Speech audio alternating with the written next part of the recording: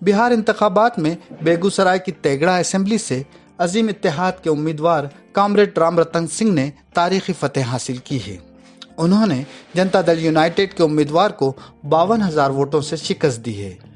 अपनी इस जीत पर खुशी का इजहार करते हुए कॉमरेड ने अवाम की मोहब्बतों के लिए उनका शुक्रिया अदा किया और कहा कि इंतखाबात से कबल जो वादे किए गए थे उनको पूरा किया जाएगा।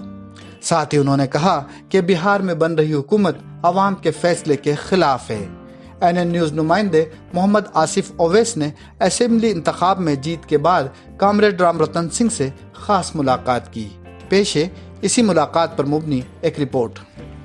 नाज़रीन, इस वक्त हमारे साथ मौजूद हैं महागठबंधन समर्थित विधायक तेगड़ा विधानसभा के न्यू विधायक कॉमरेड रामरतन सिंह। आइए इनको इस बार के 2020 के विधानसभा चुनाव में तेगड़ा विधानसभा की जनता ने तकरीबन 52,000 वोटों से जिताया है और इन्होंने पूर्व विधायक और जदयू के प्रत्याशी वीरेंद्र कुमार को तकरीबन 52,000 वोटों से हराया। आइए हम इनसे जानते हैं कि आने वाले मतलब कार्यकाल में इनका प्लानिंग क्या है। हम 40-50 वर्षों से आम जनता की सेवा में दिन और रात जिस समय लोगों ने पुकारा उनके समक्ष हम मौजूद हैं और अभी जो महागठबंधन के द्वारा जो भी चुनाव हुए हैं तो इस चुनाव में भी आम लोगों ने बहुत ज़बरदस्त अपना विश्वास हमको दिया है। हम आपसे यही कहना चाहेंगे कि इनके विश्वास पर हम खड़ा उतरेंगे और लगातार जिस तरह से हम काम करते रहे हैं उसी अनुरूप हम जब तक जिंदा है, जब तक शरीर में ताकत है, काम करते रहेंगे। इसमें कहीं कोई दूसरे तरह की बात नहीं है। जहाँ तक जनता का सवाल है कि इतनी बड़ी जीत, तो ये जीत तो महागठबंधन की जीत है। महागठबंधन में 5 दल है।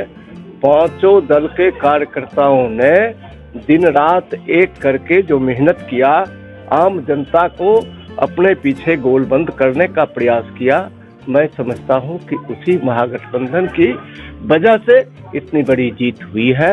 यही हमको करना। तेजस्वी यादव का कहना है कि कुछ सीटों पर जैसे कि काउंटिंग के दरमियान धांधली हुई, तो क्या है?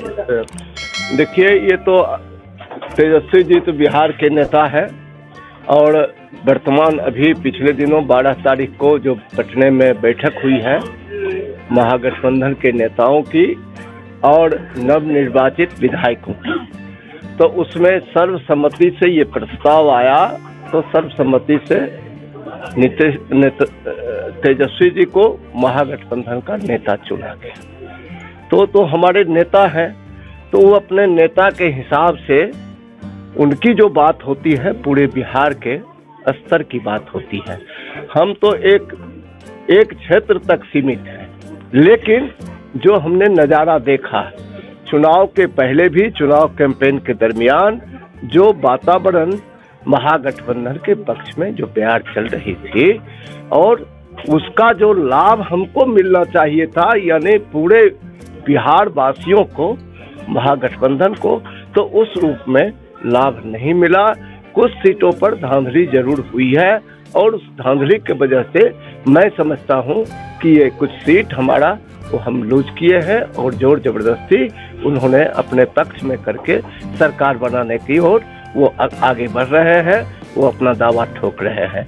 मैं कहता हूं बेगूसराय को देखिए, बेगूसराय में भी 2-3 जगह के बारे में, बेगूसराय सदर, बछवाड़ा विधानसभा, इन तमाम जगहों को देखिए तो आपको देखने के बाद लगेगा कि निश्चित तौर पर जहां 500, 700, 1000 के अंदर जो लीड जहां जो था उसको उलट फेर करके उसको जिताने का प्रयास ये सत्ताधारी दल के लोग और इलेक्शन कमीशन के लोग, ये तो दोनों की मिली भगत से ये हरकत हुई है और ये धांधली के वजह से उनकी जीत हुई है। नहीं तो महागठबंधन बहुत बड़े बहुमत से वो सत्ता पे पहुंचती, इसमें कहीं कोई दो राय नहीं। रिकाउंटिंग का ऑप्शन अब रिकाउंटिंग के लिए लोग इलेक्शन कमीशन के पास अपना आपत्ति दायर किए हुए हैं, कोर्ट कचहरी का भी शरण ले रहे हैं।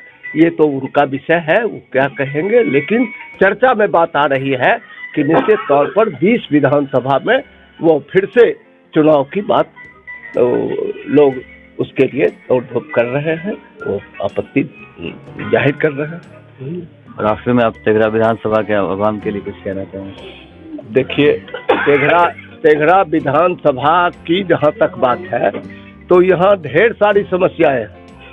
आप तेघड़ा प्रखंड में जाइए तो 2-3 बात हमने पहले भी कहा महत्वपूर्ण, अभी भी मैं कह रहा हूँ। अब जिला व्यापी अगर पूछिएगा तो जिला में एक दिनकर जी के नाम पर विश्वविद्यालय बेगूसराय में खुले, इसके लिए हमारे तमाम साथियों ने AISF के हों, यूथ फेडरेशन के हों या CPI के लोगों के द्वारा हो, ये लगातार पिछले 1 वर्षों से इस सवाल को उठाया जाता रहा है। और मैं आपको कह रहा हूं कि इस सवाल को मैं भी आने वाले दिनों में जब भी मौका हमको मिलेगा वहां बोलने के लिए, तो सरकार तक हम इस सवाल को उठाएंगे, पहुंचाएंगे और कोशिश करेंगे कि बेगूसराय में दिनकर जी के नाम से विश्वविद्यालय खोले। ये एक है। जहाँ तक तेघड़ा विधानसभा की बात है तो तेघड़ा में डॉक्टर राम शरण शर्मा विश्व प्रसिद्ध इतिहासकार, उनके नाम पर हम कोशिश करेंगे कि वहाँ एक डिग्री महाविद्यालय तेघड़ा प्रखंड में नहीं है तो डिग्री महाविद्यालय या वहाँ खुले, इसके लिए हम लोग जोरदार प्रयास करेंगे।